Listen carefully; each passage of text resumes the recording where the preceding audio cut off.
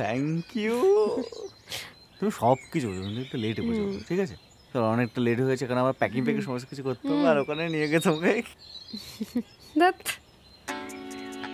চলো চলো চলো চলো চলো এসো, চলো।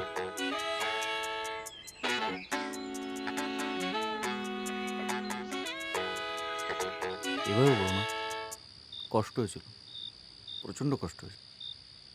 আয় এদিকে, সাবধানে থাকিস, সুখে সংসারটা করিস।